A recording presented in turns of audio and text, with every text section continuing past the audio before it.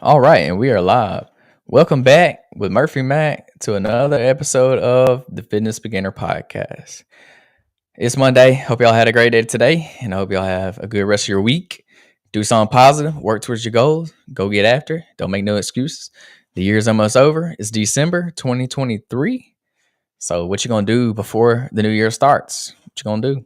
I know everybody got big goals for the new year, New Year's resolutions, new year, new me. But hey, why wait a whole nother month to start something new? Guess what? You can start today. You don't have to wait until January 1st.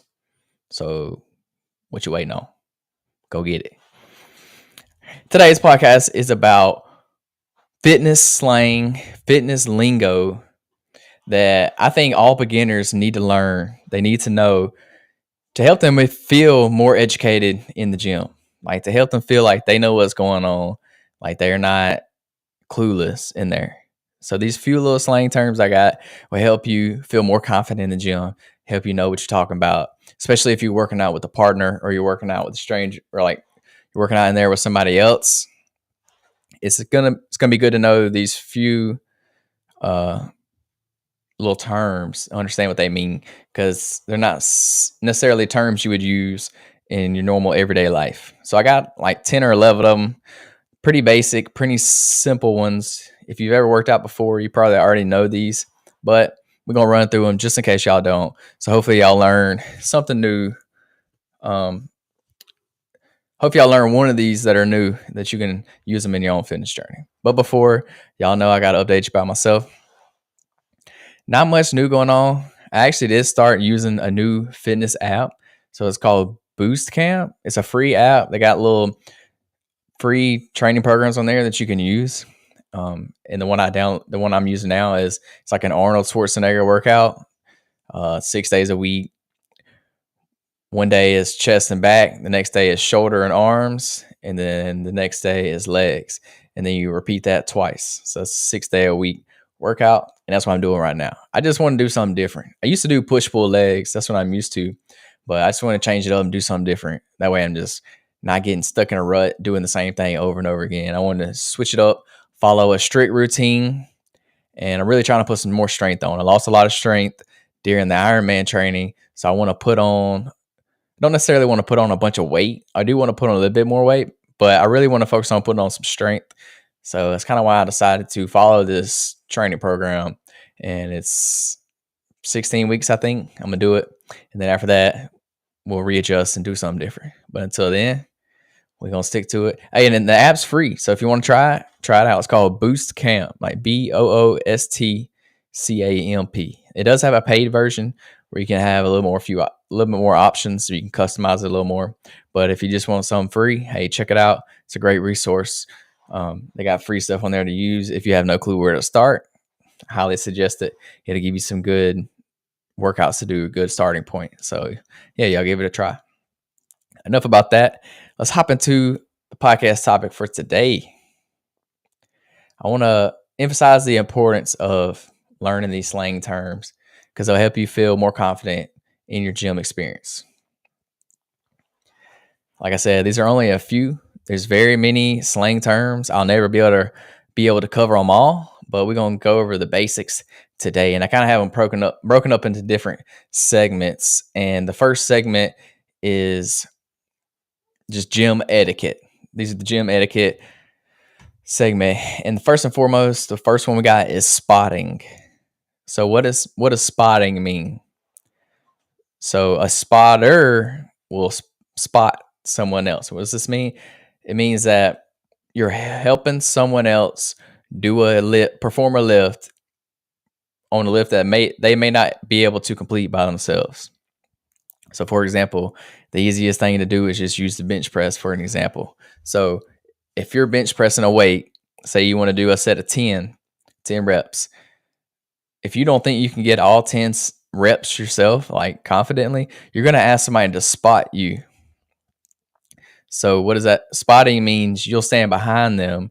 And if they get stuck lifting the bar, like if they can't lift it up all the way, you'll help them lift it up to get it up all the way. You don't just want to pick up the weight all the way and rack it. You want to give them just a little boost, just a little tab of help and this will help them get it up all the way. You don't want to pull the bar up because then they're not getting the benefit of that overload that they're putting on their muscles. You just want to help them just a little bit.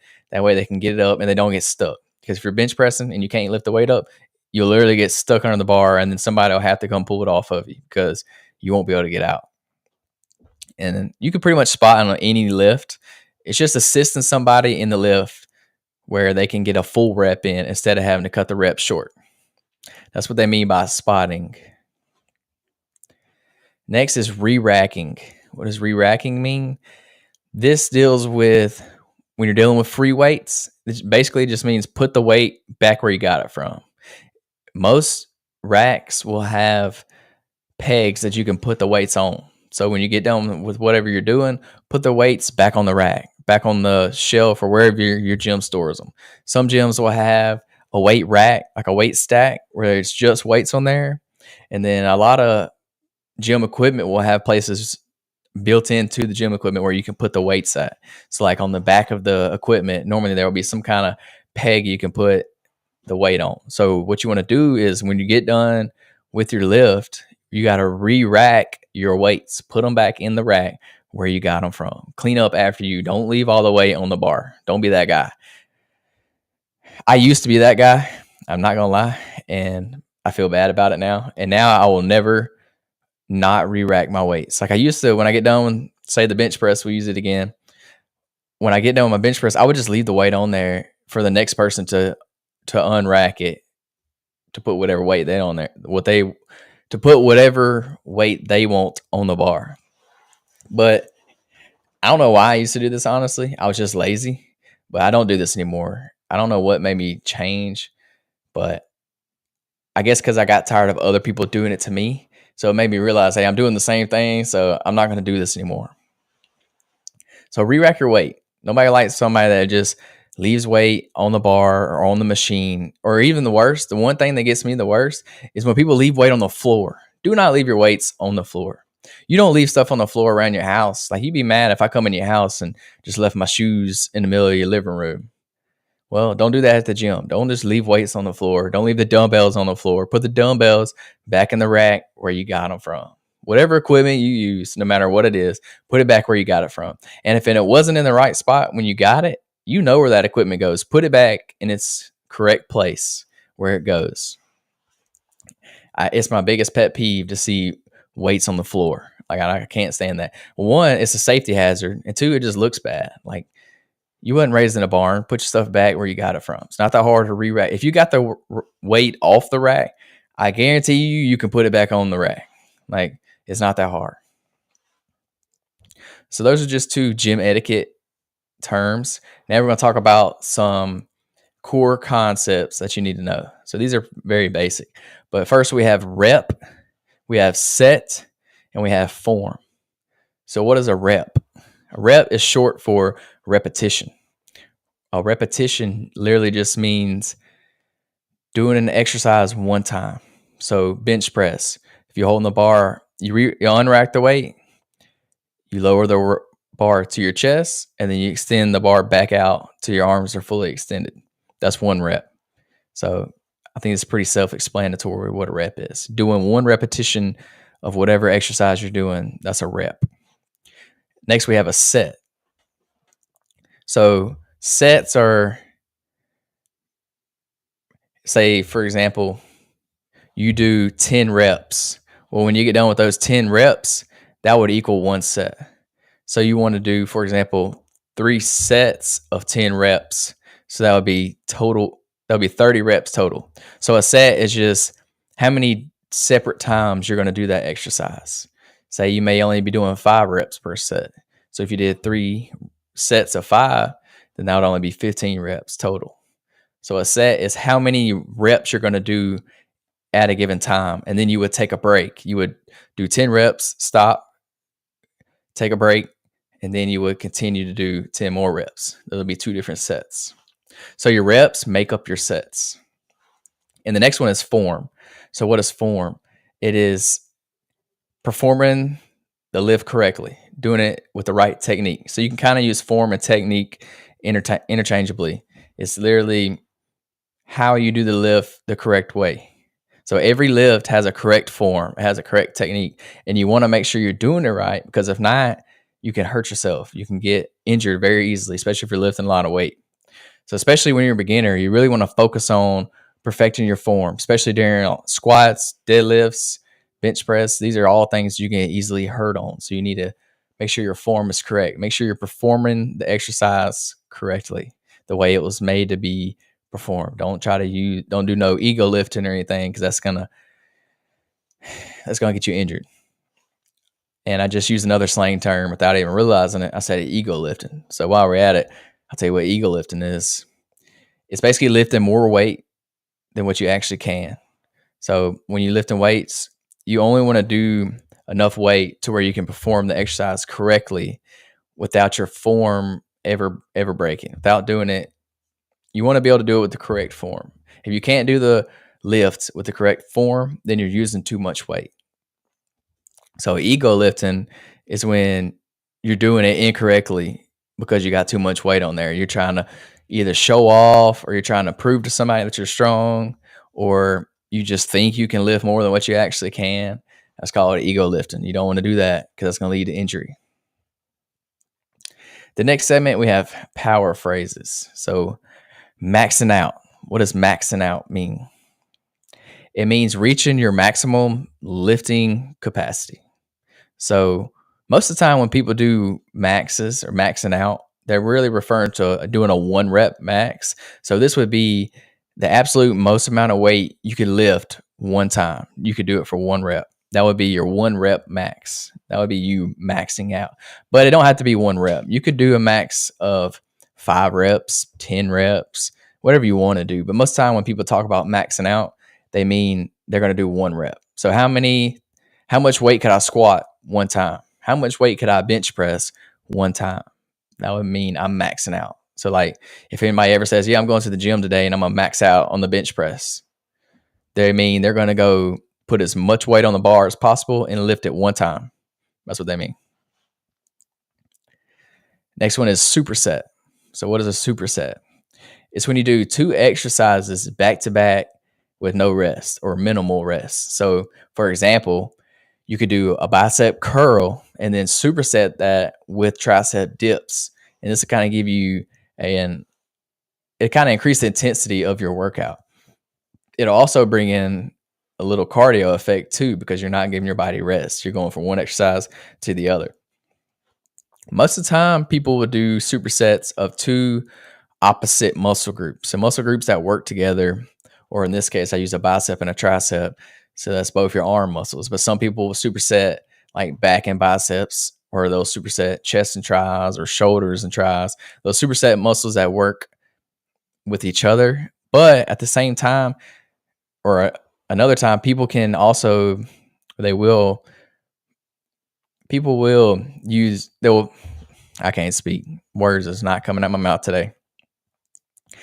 Another time to use a superset is when you want to put more emphasis on one muscle group. So you could superset 2 different exercises on the same exact muscle group. So for example, I could do a flat bench press and then I could go straight into an incline bench press. So that way I'm working my chest, but I'm working 2 different parts of my chest. So it puts more of emphasis on your chest. So it makes the workout harder.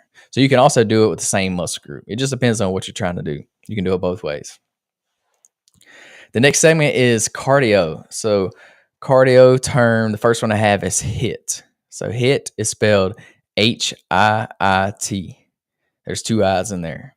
It stands for high intensity interval training. So what is HIIT training?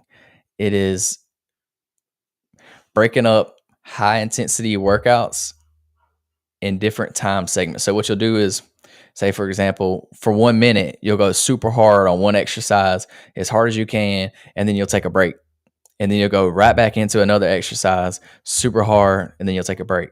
So it's like you're doing intervals, but one interval will be super high intensity and the next interval will be low intensity. And most of the time when you see HIIT training, it's done in group classes. Like you do it with a partner, or you do it in a group setting. You don't normally do a HIIT training by yourself. I mean, you can, but it's a lot easier and a lot more motivating. We have a coach pushing you. You have somebody there And normally these are done in group settings. So that's HIIT training. A lot of people use this for cardio, but it can be used to build muscle too. But if you really want to build muscle, I wouldn't bank on using HIIT training. I would think of HIIT training more of cardio based training, because you're going to be out of breath when you're doing HIIT training because it's super high intensity. And the next one is steady state. So what does steady state mean? So think of walking, think of running when you just hold one pace. So holding one pace for an extended period of time. So steady state and HIIT training are kind of the opposites. So HIIT training, you're going to go super hard and then super easy, and then super hard and then super easy. With steady state cardio, you're going to hold the same pace the whole time. So say you're running and you're going to hold a 8-minute mile pace, and you'll just hold that the whole entire time you run. Or if you're walking on the treadmill, you'll put the treadmill on a 3 speed, and you'll just walk at that same speed the whole time. You never use any intervals. You don't go up, you don't go down. You just hold a steady pace the whole time. That's steady state cardio. This can be good for like extended fat burning sessions. So if you want to run for an hour, you probably able to do a steady state run. You're not going to do super high intensity run if you want to do a long extended fat burning session. The next segment, this deals with recovery. So what we have is a cool down. So what is a cool down? It's pretty self-explanatory, but it's just making sure that you cool your body down after you work out. So this could look like maybe going for a walk after your workout to bring your heart rate down. It could be stretching after your workout. So you want to gradually reduce your heart rate after your workout, because when you work out, you're going to get your heart rate up. So you want to bring it back down slowly instead of just completely stopping. This will help with muscle soreness. It'll help prevent that soreness. So at the same time with cool down, you also have a warm up. So a warm up is the opposite of a cool down. At the beginning of your workout, you want to warm up. You want to get your heart rate up, get your blood pumping, kind of get you energized a little bit to get you going. And this also help prevent injury, because you're kind of stretching your body out, getting your body ready for the workout. So warm up and cool down, they're opposites of each other. They go hand in hand. And the next one is foam rolling. So what does foam rolling mean? This means rolling your muscle out with, basically it's like a little roller. And you use it to roll your muscles out for they call it myofascial release. That's a hard word to say. Myofascial release. Yeah. So it's basically, they make different kinds of rollers, but think of like a styrofoam cylinder, and you roll it across your muscles. Or a lot of times you put it on the ground and you roll your body across the top of it. And this will help with soreness in your muscles. You want to do this. Some people do it before to kind of loosen up their muscles, kind of stretch out and get loose, but it's really good for after to help prevent soreness in your muscles. You want to incorporate that in your routine. This will help with flexibility as well. You can also think of foam rolling as like those muscle massaging guns that vibrate real hard that y'all see everywhere nowadays. That's kind of the same idea as foam rolling. It just works a little differently. So there you have it. That's a few beginner fitness slang, fitness lingo terms that I think you need to know when you're going into the gym. This will help you kind of understand what people are talking about when you're in the gym. And it'll help you feel more educated, which in turn will make you feel more encouraged, more motivated to actually work out, because you actually know what you're talking about and you know what's going on in the gym. You don't want to be talking in the gym to somebody and they start saying all these weird phrases and you're like, I have no clue what that means, but you don't want to say nothing and you don't want to ask them because you don't want to feel stupid. But that's why I'm telling you the podcast today. So with that being said, the terms were warm up, cool down, spotting, re-racking. So spotting is when you're helping somebody perform a lift. Re-racking is putting your weights back where you got them. Rep, that's one repetition. Set, that is repetitions, how many times you're going to do the repetitions before you take a break, before you take a rest. That's a set. Form, it's just proper technique. Maxing out, how many times you can do the most amount of weight for one rep. Superset, doing 2 exercises back to back with no rest or minimal rest, hit cardio, high intensity interval training. So super hard training and then super easy training, super hard training, super easy training. And you alternate back and forth. Steady state is just holding one steady pace during the whole cardio session. We already talked about cool down. Foam rolling, it's just self myofascial release for your muscles, rolling your muscles out to help prevent soreness. So that's the few that I think will get you started and give you a good starting point in the gym. So learn these, and they should help you feel a little more confident and feel like you actually know what you're talking about in the gym. So I encourage you, get to the gym this week, talk to somebody. That way, hey, you can tell them what you learn. You can use the new lingo so you feel a part of the culture. But they don't just stop here. There's many more fitness slang terms, so keep learning them. Keep going to the gym, and you'll learn them as you go. Don't feel bad if you don't understand what somebody's talking about or you don't know what term they use. Hey, just ask them. They're not going to make you feel stupid because you didn't know what a certain term was. Thank y'all so much for listening to today. If you listen to Apple or Spotify, please leave me a review, subscribe to the podcast, drop me a 5 stars if you can. I'd appreciate it. If you listen to the video version or tuning in live, thanks for tuning in. Appreciate it. Follow the YouTube channel at the Fitness Beginner Podcast. I post all the live streams on the YouTube channel so you can go back and rewatch any episode whenever you want to. They're all on there.